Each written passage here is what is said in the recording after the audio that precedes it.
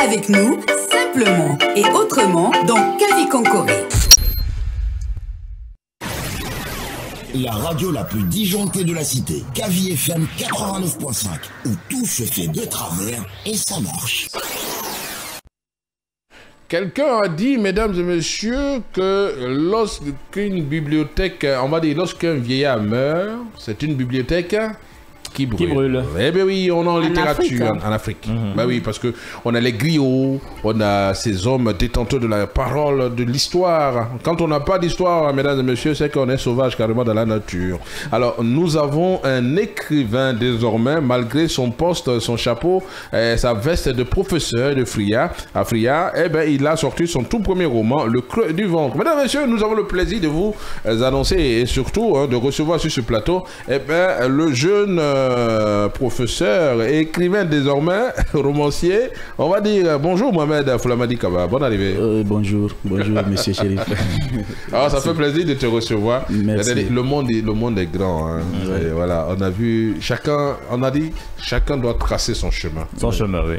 Et lorsque vous prenez la vie du bon côté et que vous savez, vous voulez ce que vous voulez, vous savez ce que vous voulez, et bien vous arrivez forcément à 80 ou à 90%. La loi de la C'est le cas de ce jeune homme que je connais très bien, que j'ai vu évoluer. Et lorsque j'ai vu qu'il sortait un livre, carrément, j'ai dit, mais attends, c'est ça aussi, quoi. Ouais, ça fait partie. Ça va. Alors, pour commencer, je vais te tutoyer, hein, parce que si je dis vous, c'est comme si je vous voyais mon... Alors, Mohamed Foulamadi Kaba. Mohamed, c'est Mfalamini. Mfalamini. Parce que moi, je ne connais pas Mfalamini. Comme mon père Lamini. On va essayer aussi de décrypter un peu le nom. Ça veut dire que c'est avant de partir dans il y a une histoire. Oui, bien sûr, il y a avant une de histoire. partir. Parce que c'est justement l'acteur du roman. Bon, Mfalamini, c'est mon nom d'auteur. D'accord. Bon, le personnage principal du roman, c'est Sitamadi. Ouais. Le personnage qui est Sitamadi. Oui, c'est le personnage qui est Sitamadi. On va le mettre ici, parce qu'il s'agit de ce roman-là. Mesdames et messieurs, c'est de cela qu'on va parler aujourd'hui.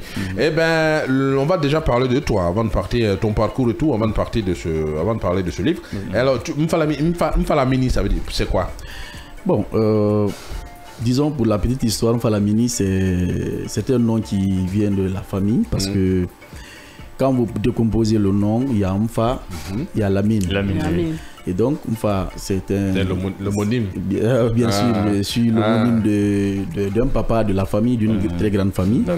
Et finalement, tous les enfants ont décidé de m'appeler Mfalamini. Et donc, bon, quand j'étais petit, je ne comprenais pas trop le sens, parce que je trouvais le nom bizarre. Bizarre. Mais tu détestais même. Oui, bien sûr, parfois.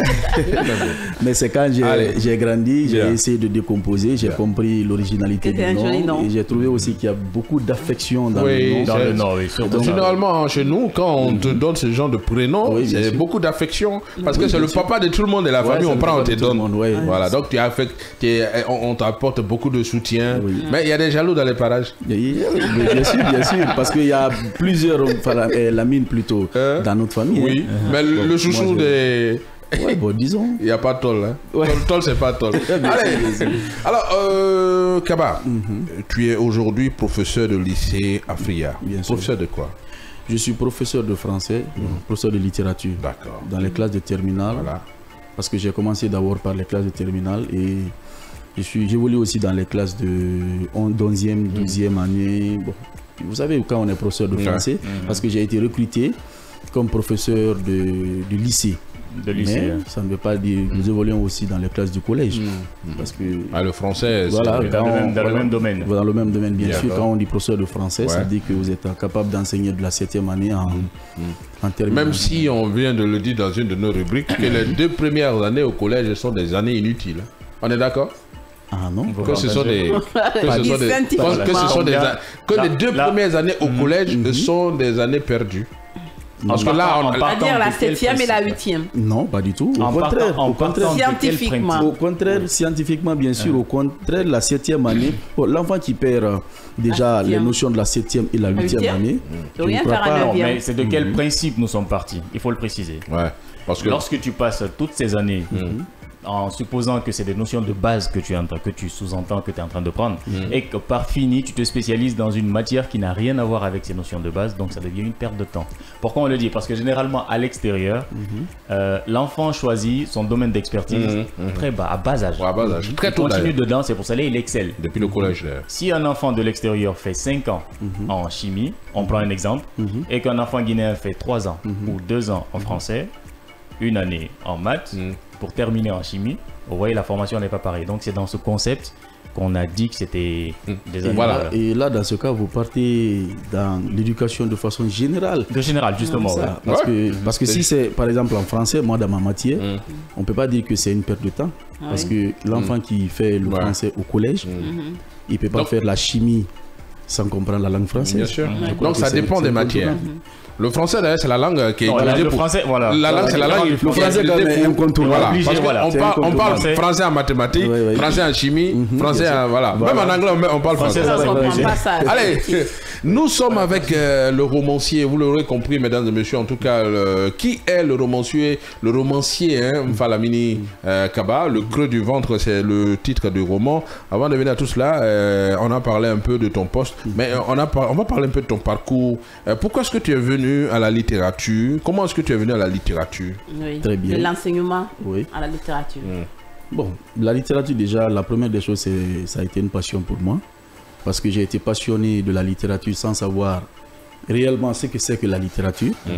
Et donc, quand j'ai commencé aussi à faire de la littérature, j'ai compris que la littérature, c'est l'une des œuvres d'art qui est immortelle.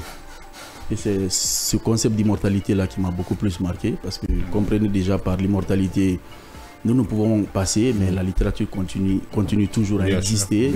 C'est le cas de Kamara Lai, par exemple. Ouais, l'enfant noir. C'est le cas des Kerno Monenembo. Leur œuvre continue toujours à résister au temps.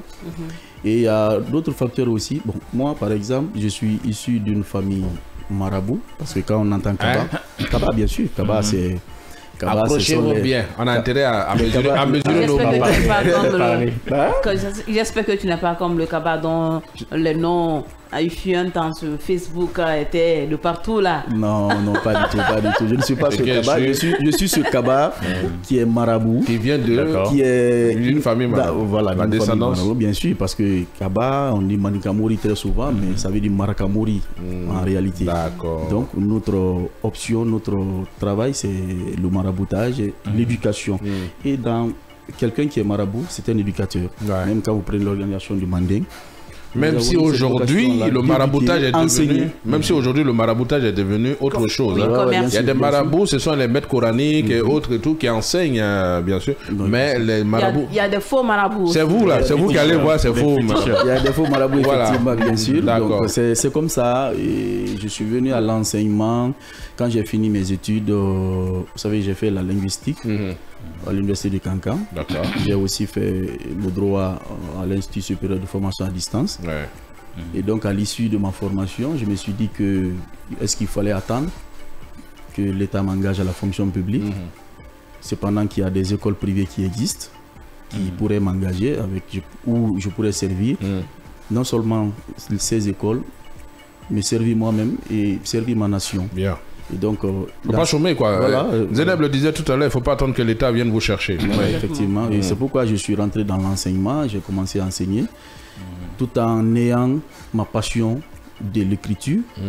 Et au final, j'ai eu la chance de rencontrer un de mes grands-pères que je ne connaissais pas auparavant, mais qui était un grand écrivain des années 60. D'accord, il s'agit de... Voilà, il s'agit de Alkali Kaba, c'est lui-même qui a préfacé ce livre. D'accord. Donc c'est lui qui m'a beaucoup enseigné à la littérature, il a beaucoup fait pour moi et donc voilà. C'est comme ça que le rêve est devenu une réalité. Super. Avant de donner la parole à mes collègues, puisqu'on va maintenant s'intéresser à ton œuvre, tout premier, on va déjà te découvrir aussi en profondeur. Alors de son vrai nom, comme on l'a dit tout à l'heure, son vrai nom de famille, c'est Mohamed Lamine Aïcha Kaba. Oui, bien sûr. Voilà. Pourquoi on a mis Aïcha là? Aïcha, c'est le nom de ma mère. Oui. Toi là, je comprends pas. Non seulement il y a pas Lamini. Et maintenant, il y a Aïcha. Oui, c'est parce qu'il y avait beaucoup de Lamini en classe. Voilà, ça c'était en 6e année. Quand je faisais la 6e année, on était deux Mohamed Lamine Kaba. Donc on est venu nous prendre, non, cinquième année. Mais imaginez, 5e année déjà, quel âge j'avais en ce moment. Voilà, donc on est venu nous prendre, on dit bon, on ne peut pas faire l'examen l'année prochaine avec ça, il faut qu'on trouve une différence. L'autre là, sa maman s'appelait Aminata. Donc on a dit bon, mais l'Amine Aminata et moi. Donc non seulement il est le chouchou de la famille, mais côté maman aussi, il a récupéré ça. Donc son vrai nom c'est Mohamed Lamine Aïcha Kaba. L'auteur Mfa Lamini Kaba est né à Conakry où il a fait ses études primaires et secondaires avant de se rendre à Cancan, comme il vient de le dire, pour ses études supérieures. À l'université Julius Nyerere, bien sûr, obtenant son diplôme de licence en sciences du langage en 2012, voilà, puis de licence en droit civil à l'Institut supérieur de formation à distance ISFAD, c'est en 2013. Il est certifié dans la formation de renforcement des capacités des enseignants du français organisé par l'ambassade de France dans le cadre du programme d'appui multisectoriel. Voilà, comme pour le lire avec nous en même temps sur votre petit écran, à la maîtrise et à la diffusion du français en 2020-2021. Voilà, et actuellement, Falamini Kaba est professeur titulaire au collège lycée Josip Broz Tito à Fria. Mesdames et messieurs, on en profite pour dire bonjour à tout le monde du côté de Fria. C'est une ville que j'aime beaucoup, même si cette ville n'a plus le même visage d'antan. Il faisait bon vivre à Fria. Bon, il faisait bon vivre à Fria, mais moi je ne suis pas tombé sur cette période. Malheureusement. Je sais de quoi je vais passer. J'ai été lorsque encore la société était gérée encore par j'ai un cousin qui travaille à l'usine qui recevait bien sûr des boîtes de sardines, des petits pois et tout. C'est la porte là où il a mangé. Merci. Allez, on va parler du roman. Alors parlons le creux du ventre. Ce premier, d'où est venu le titre? Non, le titre, mais pourquoi est-ce que tu as voulu écrire? Bon, comme je vous l'ai dit, la passion. Et deuxièmement, la littérature est immortelle pour moi. Ça, c'est ma conception de la littérature. Donc, l'écrit reste en tout cas. Oui, l'écrit reste toujours. Et une façon aussi de participer au développement de mon pays, la conscientisation de la jeunesse, surtout que le livre même va dans ce sens-là. Parce que l'écrivain déjà était un homme engagé qui s'engage pour essayer de conscientiser les gens, pour essayer de changer les mentalités. Parfois, les écrivains nous tracent les chemins à suivre. Bien sûr.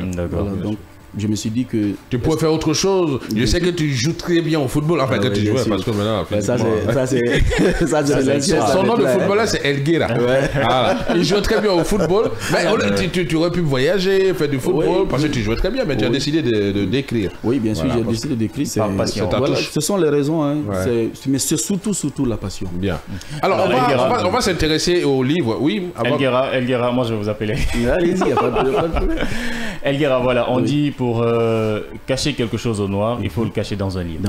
Parce que le noir, il lit pas. Ça, c'est clair. Encore pire, le Guinéen. Si tu veux cacher de l'argent, tu peux cacher de l'argent à ton fils. Tu peux mettre dans le livre. Ça veut dire qu'on ne lit vraiment pas. Alors, est-ce que vous pensez à une solution à proposer pour amener un peu les jeunes vers la lecture? Est-ce que vous pensez qu'il y a une autre méthode qui peut les inciter à s'intéresser vraiment à la lecture? Oui, bien sûr, bien sûr.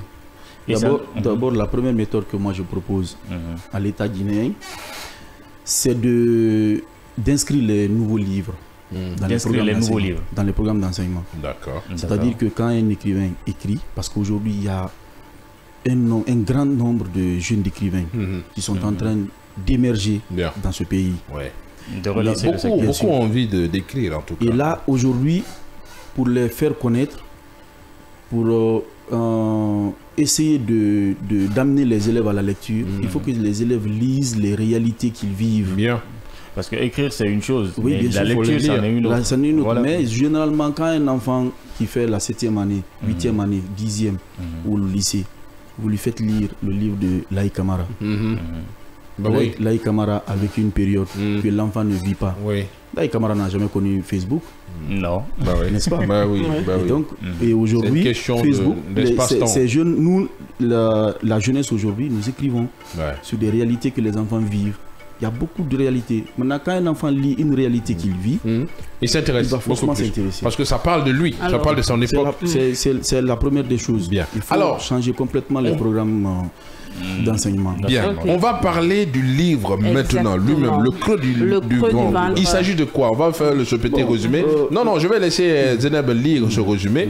Voilà, le creux du ventre. Il s'agit de quoi? Alors, le creux du ventre, comme l'a si bien dit Monsieur Mfalami Kaba, il dit dans Mfalamini. Vous avez du mal, vous allez vous adapter. Le creux du ventre, oui, dans ce roman, le creux du ventre, l'auteur Mfalamini Kaba fait une mise au point sur les thèmes de pauvreté, de souffrance et de l'abandon des enfants par le gouvernement et qui sont souvent source de démission scolaire et d'orientation pour les enfants vers le chemin de réussite incertaine.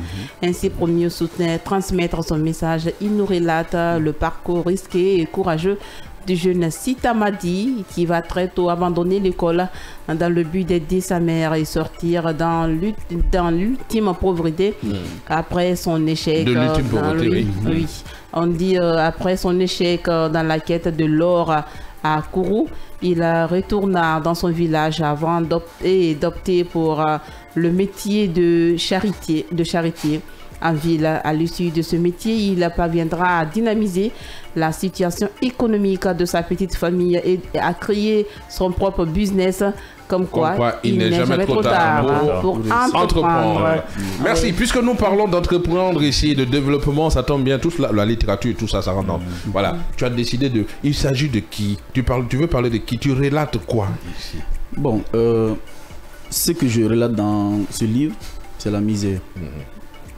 C'est la misère parce que la misère, comment je vais prendre en compte, parce que le pays est pris en otage par la misère. Oui, je suis d'accord, à 100%. Donc il y a un groupe social de personnes qui est pris en otage, mais qui est oublié. Et ce groupe-là, Sita Madi fait partie de ce groupe. D'accord. Donc j'ai essayé de parler d'eux pour les montrer que nous ne les avons pas oubliés, peut-être que même si l'État les a oubliés. Et j'ai essayé non seulement de retracer ce qu'ils vivent, ces gens, mais ne pas se limiter seulement à ça. Essayer de dénoncer un peu ce que eux-mêmes, ils se mettent, l'option qu'ils choisissent. Parce que j'ai parlé de la quête d'eau. Quand vous prenez la Haute-Guinée, l'histoire est beaucoup concentrée sur la Haute-Guinée. Et donc, vous voyez, les enfants de la Haute-Guinée, aujourd'hui, les écoles se désemplissent en Haute-Guinée.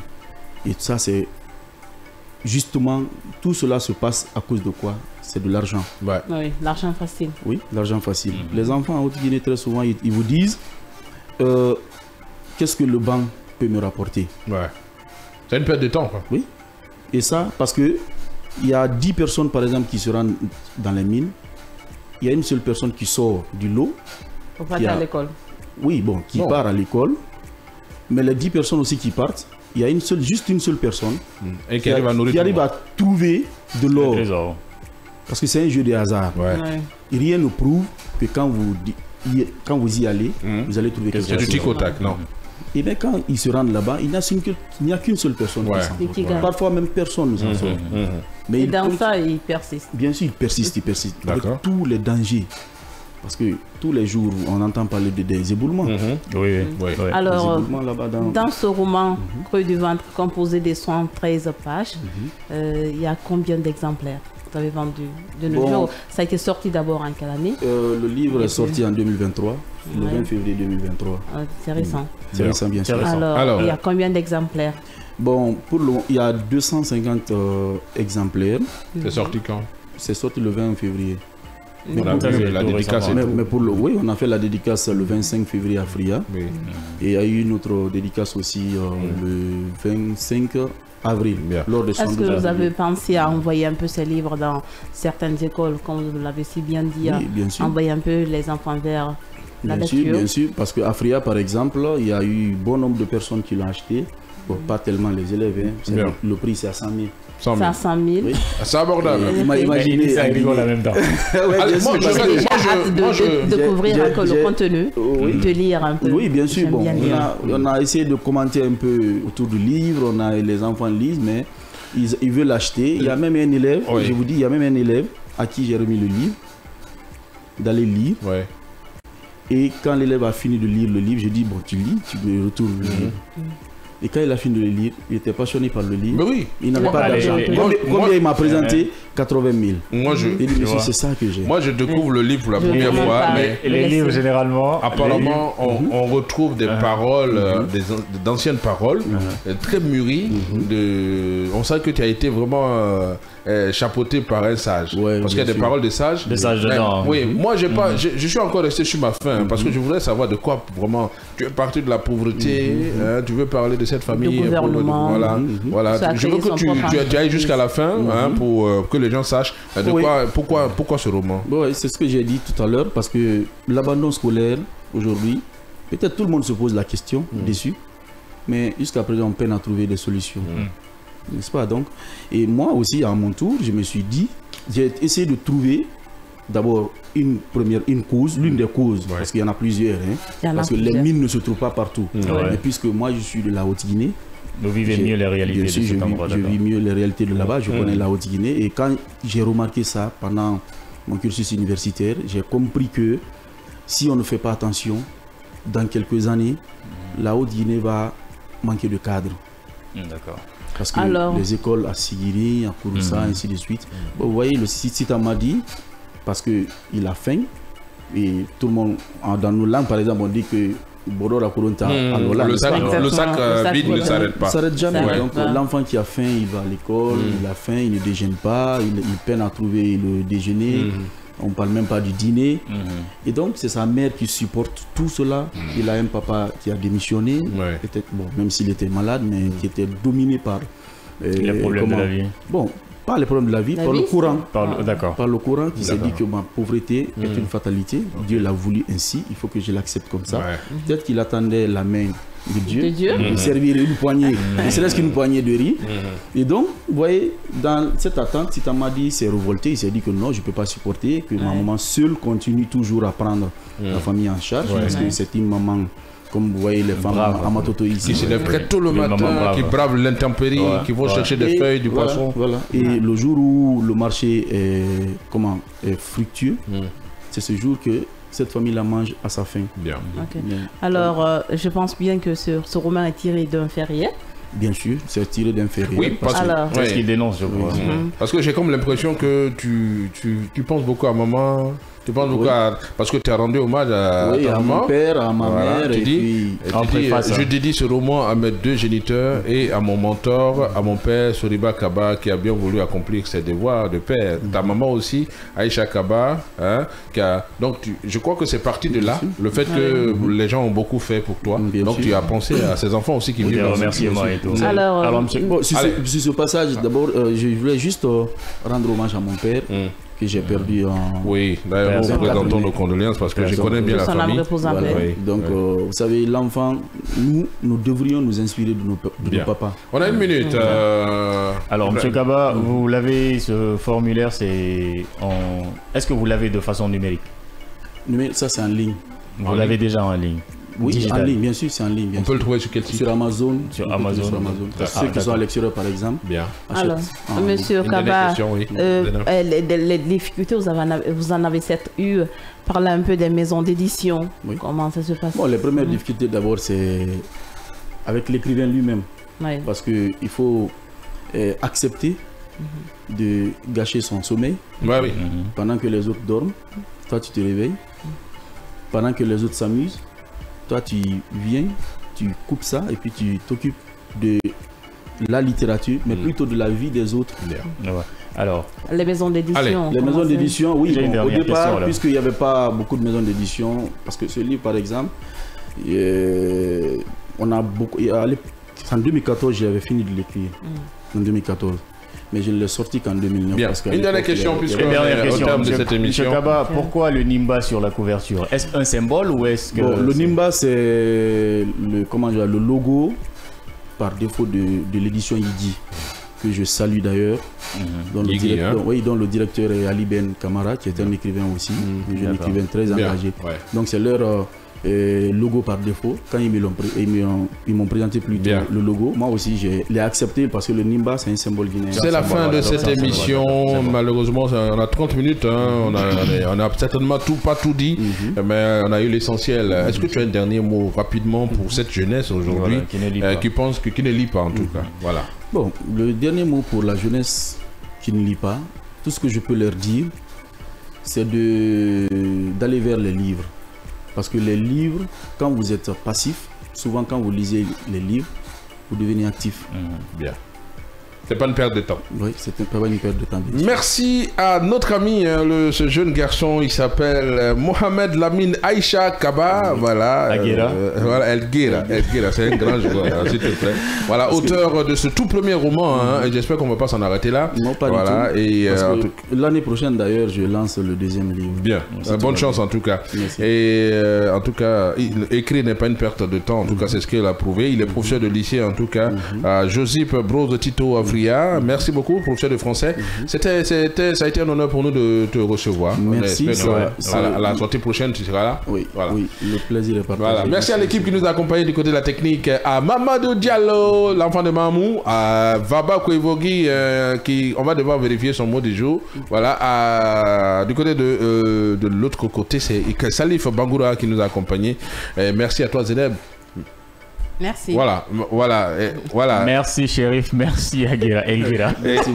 Et le journal tout à l'heure dans moins de 4 minutes, avec bien sûr. Amara Bangoura. Ah voilà, Amara. Merci de me rappeler parce que j'ai pas envie de dire à Adam. Amara Bangoura sera là pour le deuxième passage de l'information. Puis à 9h00, l'équipe qui passe tout au pain fin, c'est bien sûr l'équipe d'Abdallah. Bien sûr, ça s'appelle le Scanner. Nous, c'était le tout dernier numéro de la semaine de 6h45 à 8h30. En tout cas, ça s'appelle Kavi Concouré, le gros coq. Et oui, vous accompagnez. Merci de nous avoir accompagnés. Moi, je vous retrouve demain samedi à partir de 20h pour votre tout premier numéro. Où est-ce que vous allez ce soir? Avec qui sortez-vous ce soir? Combien allez-vous gaspiller ce soir? Si vous n'avez pas de copains ou de copines, eh bien vous laissez votre numéro.